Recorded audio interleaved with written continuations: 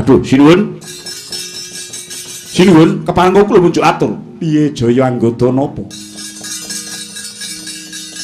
Menawi saking pemanggih kula mboten namung Kakang Anoman ingkang badhe sagah lumawat dhateng negari Ngalengkadiraja, nadyan anggota menika uga kekeset paduka. Kula badhe sagah ugi lumawat dhateng negari Ngalengka sinuwun. Jaya anggota, ora kena susukan rasane, mboten. Sedyaning manah kula kepengin ngetingalaken dharma bekti kula miwah agenging kasetyan kula dhateng sinuwun Prabu Rama. Iya. Nanging Anoman wis sumanggem. Anoman kuwi saguh pirang taun. Nggih. Upami to langkunga namung sekedhik. Nanging upami kiranga ugi mboten badhe kathah. Setunggal warsa kula saged bidhal saking mriki ngantos wangsul kula namung setunggal warsa sinuwun.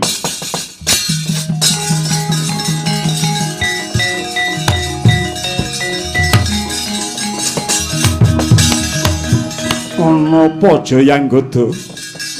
Saking pemanggih kula petang kula. Pemanggihipun Kakang Anoman menika kedangun. Awit ing atasipun namung lumawat dhateng negari Ngalengka kemawon kok ngantos setunggal warsa. Wah kedangun. Selak mesakaken Gusti kula Rekyan Sinta. Kedangun wonten wewengkon panguwasipun Prabu Dasamuka. Banjur karepmu piye? Menawi paduka mitaya dhateng Jaya anggota, kinten kula namung setunggal wulan kemawon kula sampun cekap wangsul wonten ing ngaso paduka malih.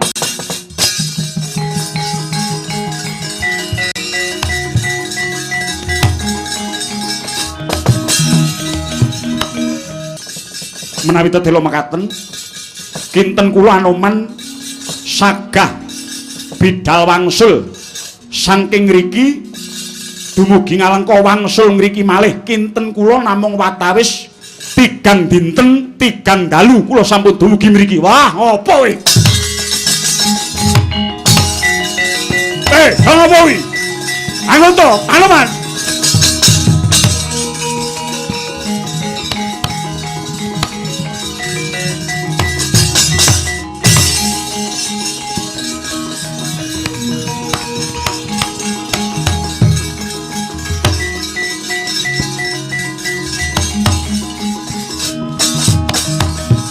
Keparat Kakang Anoman nyata satri yali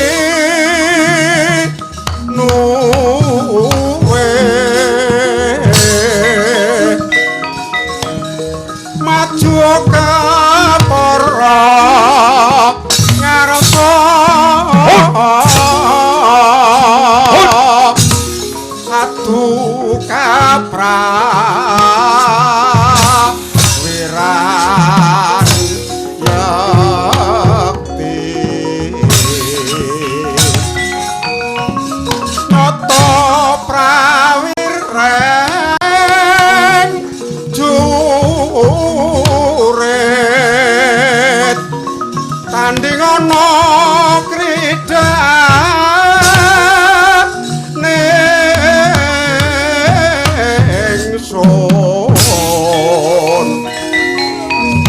nadyan kadang dewa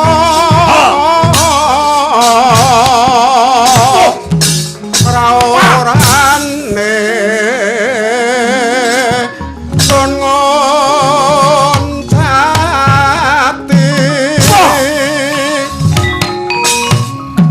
babu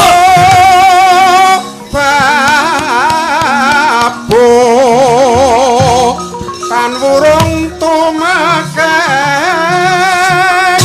leno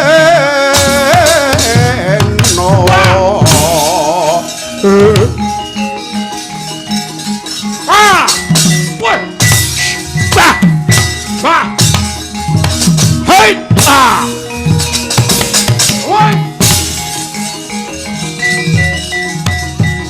Saudara Anoman, anggota.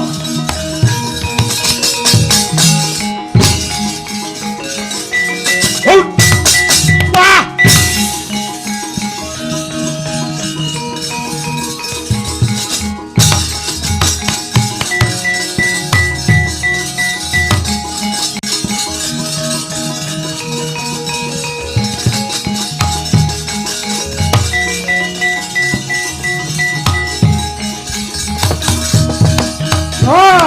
dadi kaya bayi-bayi.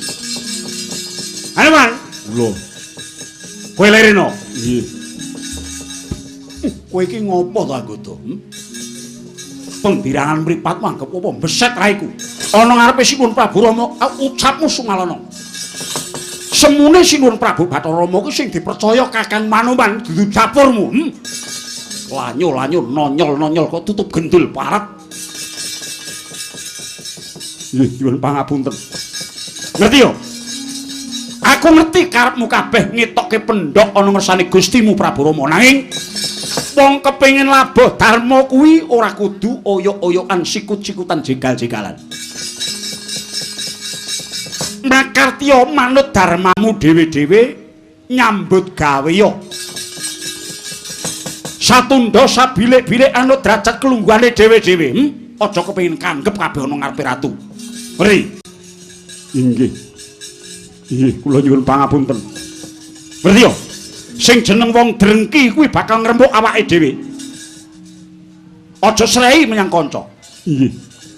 Wong ki nek drengki bakal nandhang kasusan sing matumpa-tumpa, wong ki nek drengki bakal nampa kacilaken, wong kuwi nek srei bakal cinacet kiwa tengen. Wong kuwi nek gething keburu sengit menyang kancane, lawanging kanugrahan bakal ditutup, ngerti? Emano kalamun wong tuamu aku ya nggih, emano. Nanging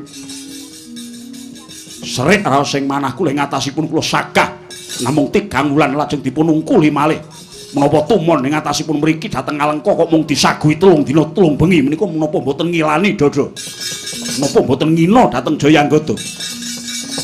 Anoman kula wonten dawuh paman kowe iki yo sing nganggo hitungan anggep apa kok Ngalengka diraja saka kene adohe pirang-pirang yojana kok mung mbok saguhi 3 dina 3 bengi iki karepmu piye?